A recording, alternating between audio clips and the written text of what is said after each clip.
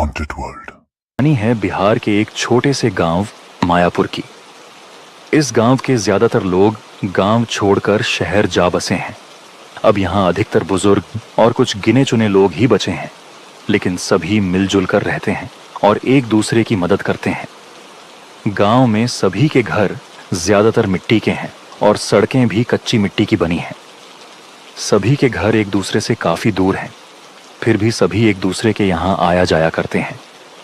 इसी गांव में सुधीर काका की एक छोटी सी चाय की दुकान थी, जिस पर अक्सर बुजुर्ग और कुछ लोग चाय पीने आते थे। रात के 8 बज चुके थे। सुधीर काका की दुकान पर अशोक काका और श्याम चाचा बैठे हुए हैं। भैया सुधीर, कैसी चल रही है दुकान? अरे अशोक काका, ठीक ही चल रही है। अब समय बदलता जा रहा है। पहले दुकान पर कई सारे लोग और बुजुर्ग देर रात तक बातें करते थे, अपनी अपनी किस्से कहानियां सुनाते थे और चाय पीते थे, जिससे मेरी दुकान भी अच्छी चलती थी। अरे हाँ सुधीर, अब बस समय जा चुका है। आधे से ज्यादा लोग शहर जा बसे हैं।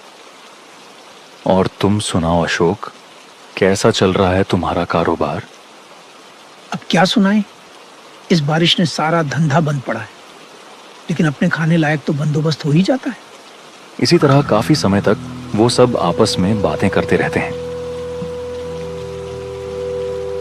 तभी सुधीर की दुकान पर 2 नौजवान लोग और आते हैं। अरे सुधीर काका, 2 कड़क चाय लगाओ, एक मेरे दोस्त के लिए और एक मेरे लिए। इस ठंडे बारिश के मौसम में यहाँ चाय की टपरी पर बैठकर चाय पीने में और थोड़ी गपशप करने में जो मजा है वह और कहीं नहीं है भैया। बिल्कुल ठीक कहा बेटा तुमने। आओ बैठो और चाय का आनंद लो। अरे अशोक काका, आप भी यहाँ हो?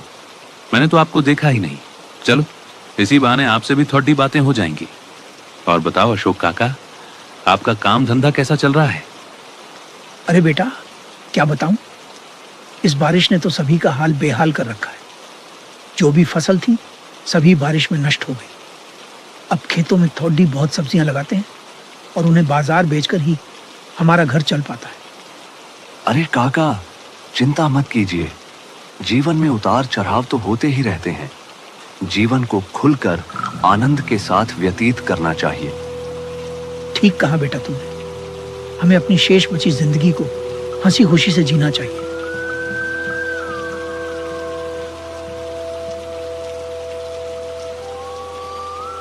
सुधीर काका की चाय में तो स्वाद ही कुछ अलग है। मानो एक घूंट पीते ही जिंदगी के सारे कष्ट समाप्त हो गए हों। इसी स्वाद के लिए तो हम सुधीर काका की दुकान पर आते हैं। अशोक काका, हमने आपके बारे में बहुत सुना है कि आपके साथ हकीकत में कई बार विचित्र घटनाएं घटी हैं। क्या वह सब सच है? हाँ बेटा, मेरे साथ हकीकत में कई बार डरावनी घटनाएं घटी हैं। क्या तुम वह सुनना चाहोगे? अरे हाँ काका, बारिश के इस ठंडे मौसम में यहाँ चाय की टपरी पर बैठकर चाय पीने में और आपकी डरावनी कहानी सुनने में तो और भी ज्यादा मजा आएगा। जरूर जरूर सुनाओ।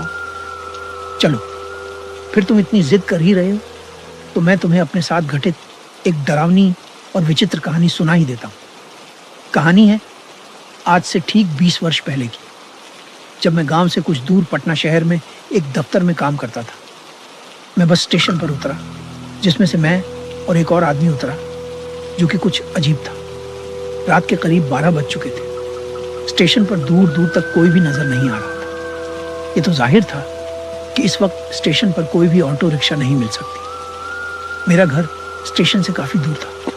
पैदल जाने में लगभग 1 से 2 घंटा तो लग ही जाता। फिर वह आदमी जो बस से मेरे साथ ही उतरा था, वो पैदल ही आगे बढ़ना शुरू कर दिया। मैंने पीछे से आवाज लगाई, अरे भाई साहब रुकिए, आप कहाँ जा रहे हो? अरे भाई, यहाँ खड़े रहने से तो बढ़िया ही है कि मैं पैदल ही अपने घर पहुँच जाऊँ। भले ही थोड़ा समय लगे, लेकिन यहाँ रुकने से तो अच्छा ही है। मेरा गांव गंगापुर यहाँ से लगभग 10 किलोमीटर दूर है। और आपको कहाँ जाना है? अरे भाई, जाना तो मुझे भी गंगापुर ही है, पर गंगापुर का ये रास्ता तो जंगल से होकर जाता है ना। पैदल इतनी दूर अंधेरी रात में जाना क्या ठीक रहेगा? अरे भाई, अगर तुम इन बातों पर विश्वास करते हो तो तुम मूर्ख हो। मैं तो इन बातों पर बिल्कुल भी भरोसा नहीं करता। वह व्यक्ति ये बात बोल तो रहा था, लेकिन मेरा उस व्यक्ति पर विश्वास करना मेरे लिए सबसे बड़ी भूल हो गई। मैंने उस व्यक्ति की बातों पर विश्वास कर लिया और उसके साथ गांव जाने के लिए हाँ कर दी। चारों तरफ अंधेरा ही अंधेरा था। आसमान में बिजली कड़कने के साथ एक अलग ही सन्नाटा था। बारिश भी धीरे धीरे अपनी रफ्तार बढ़ा रही थी। बारिश की बूंदें भी अब बदन पर सुई चुभने सी लग रही थी, पर हम दोनों आगे बढ़ते ही चले जा रहे थे। आसमान में जोर जोर से बिजली कड़कने लगी। अब हमें लगा कि कहीं रुक जाना ही ठीक रहेगा। हमने सामने एक बद्धा वृक्ष देखा और वहीं पर हम दोनों रुक गए। चारों तरफ अंधेरा ही अंधेरा और जंगल से सिर्फ जंगली जानवरों और बारिश की बूंदों के गिरने की ही आवाज आ रही थी, और इसके साथ साथ जंगल से कुछ अजीब तरह के जानवरों की भी आवाज आ रही थी, पर हम इतना ध्यान नहीं दे रहे थे। बस हमें इंतजार था कि किसी तरह बारिश धीमी हो जाए या फिर रुक जाए। वैसे भाई साहब, आपने बताया नहीं, आपका क्या नाम है और आप कहाँ से आ रहे हो? क्या करोगे भाई जानकर? कौन सा इस सफर के बाद हमें दोबारा मिलना है। क्या मतलब है आपका? मतलब भाई, मैं तो शहर का आदमी हूँ। किसी काम से यहाँ गांव आया हूँ। कुछ समय बाद मैं यहाँ से चला जाऊंगा। अब इतने कम समय के लिए मुलाकात करने से क्या फायदा। ठीक है, मत बताओ, पर ये तो बता ही सकते हो कि तुम यहाँ किस काम के लिए आए हो। मैं यहाँ से किसी को अपने साथ ले जाने आया हूँ। लगभग आधा घंटे बाद बारिश भी शांत हो चुकी थी। हम दोनों फिर से आगे बढ़ने लगे। यह रास्ता घने जंगल और कच्चे रास्तों का था। गांव वालों का कहना था कि इस रास्ते पर रात को जो भी व्यक्ति पैदल आता है, अक्सर वह गांव तक नहीं पहुंच पाता। अब इसके पीछे का राज तो मुझे भी नहीं पता था।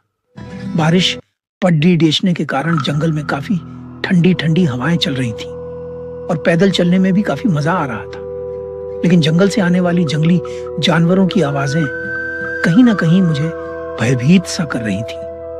ये व्यक्ति मुझे कुछ अजीब सा लग रहा था, क्योंकि ये न ही मुझे अपना पता बताना चाहता था और न ही ये मुझसे बातें करना चाहता था।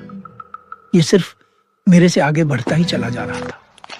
इसे मानो बिल्कुल भी डर न लग रहा, पर मैंने भी उस पर इतना ध्यान नहीं दिया और मैं भी उसके साथ आगे बढ़ता रहा। तभी हमें सामने एक बोर्ड दिखता है जिस पर लिखा था, अगर आ गए हो तो लौट कर मत जाना और अगर जा रहे हो तो वापस मत आना। मुझे यह पढ़ने के बाद कुछ समझ नहीं आया और मैंने उस व्यक्ति से पूछा, अरे भाई, इस बोर्ड पर क्या लिखा है? क्या तुम कुछ समझ पा रहे हो? मुझे तो कुछ समझ नहीं आ रहा। चलो छोड़ो, हमें आगे बढ़ना चाहिए। काफी रात हो चुकी है। ज्यादा वक्त बर्बाद करना हमारे लिए सही नहीं है। हाँ भाई, आप ठीक कह रहे हो।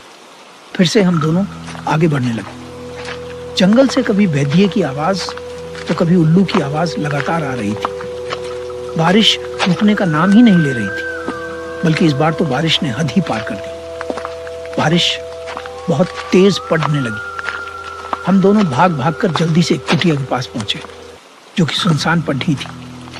उसमें कोई नहीं था, लेकिन हमने अंदर जाना उचित नहीं समझा, इसलिए हम दोनों बाहर ही खड़े रहकर बारिश रुकने का इंतजार करते रहे। थोड़ी देर बाद ही जंगल से अजीब अजीब आवाजें आने लगी, मानो कभी किसी औरत के रोने की तो कभी किसी बच्चे के रोने की। मुझे यह सुनकर काफी डर लगने लगा और मैंने उस व्यक्ति से कहा, अरे भाई, क्या ये सब आवाजें सुनी तुमने? हाँ भाई, आवाज तो सुनाई दी मुझे भी। लगता है कोई मुसीबत में है। पर भाई, इतनी रात को कौन औरत यहाँ जंगल में आई होगी? चलकर देखते हैं। क्या पता वह मुसीबत में हो, इसलिए रो रही हो। फिर मैं और वह व्यक्ति दोनों आगे बढ़े। बारिश अभी भी लगातार पड्डी डीटी यच रही थी। कुछ समय बाद किसी की पायल की आवाज भी आने लगी। हम दोनों ने धीरे धीरे उस आवाज का पीछा करा। चारों ओर जंगली जानवरों की आवाज और काला अंधेरा। अरे भाई साहब, मुझे ये सब कुछ ठीक नहीं लग रहा। हमें यहीं रुक जाना चाहिए। कुछ देर तक उस व्यक्ति का कुछ जवाब नहीं आया। ये देखकर तो मेरी रूह कांप गई। मुझे बहुत डर लगने लगा। अब वह पायल की आवाज और उस औरत के रोने की आवाज और जोर जोर से आने लगी। फिर मैं वहां 1 मिनट भी नहीं रुका और अपने गांव की ओर बढ़ने लगा। अब वह सब आवाजें शांत हो चुकी थी। मैं अपने तेज कदमों से आगे बढ़ते जा रहा था। तभी सामने फिर से मुझे वही अजीब बोर्ड दिखता है जो कि मुझे शुरुआत में दिखा था। मैं ये देखने के बाद आश्चर्यचकित रह गया, क्योंकि जो बोर्ड जंगल के शुरुआत में था वो जंगल के इतने अंदर आने के बाद दोबारा कैसे आ गया। मुझे अब सच में बहुत डर लगने लगा। थोड़ी देर बाद फिर से उस औरत के रोने की आवाज आने लगती है और लग रहा था वो मुझे मेरा नाम लेकर पुकार रहा है। जब मैं उस आवाज के नजदीक गया तो देखा कि कोई आदमी पेड़ के नीचे खड़ाता है। ठीक से वह दिखाई नहीं देता। जब मैं बहुत नजदीक गया और देखा तो वो वही आदमी था जो मेरे साथ था। मैंने पूछा, अरे भाई, कहाँ खो गए थे और अब यहाँ औरत की आवाज में क्यों रो रहे हो? तभी वह जोर जोर से हंसने लगता है। तभी बिजली की एक तेज गड़गड़ाहट के साथ आसमानी रोशनी होती, जिससे वह व्यक्ति अपने असली रूप में आ जाता है और जोर जोर से हंसने लगता है। ये देखने के बाद तो मुझे लगा कि आज मेरा आखिरी दिन हो। मैं डर के मारे एक जगह से हिल भी नहीं पाया। फिर मैंने हिम्मत करके भगवान जी का नाम लिया और वहां से भाग गया। मैं अपनी पूरी जान लगाकर वहां से भाग रहा था। मेरे पास इस समय भागने के अलावा और कोई दूसरा रास्ता नहीं था। मैं भागता रहा। अचानक से मेरी आंखों के सामने काला अंधेरा छा गया। सुबह जब मेरी आंखें खुली तो मैंने देखा कि मैं रेलवे स्टेशन पर। मुझे कुछ भी समझ में नहीं आ रहा था। मैं वहां से तुरंत ऑटो पकड़ DTTH कर अपने घर वापस आ गया। और फिर मैंने कभी भी उस दफ्तर में रात की ड्यूटी नहीं की। और आज भी मैं उस स्टेशन पर रात को जाने से बहुत डरता हूं। उस दिन के बाद मैं रात को न ही उस स्टेशन की तरफ गया और न ही रात की ड्यूटी की। बहुत बहुत डरावनी कहानी थी काका। मजा आ गया।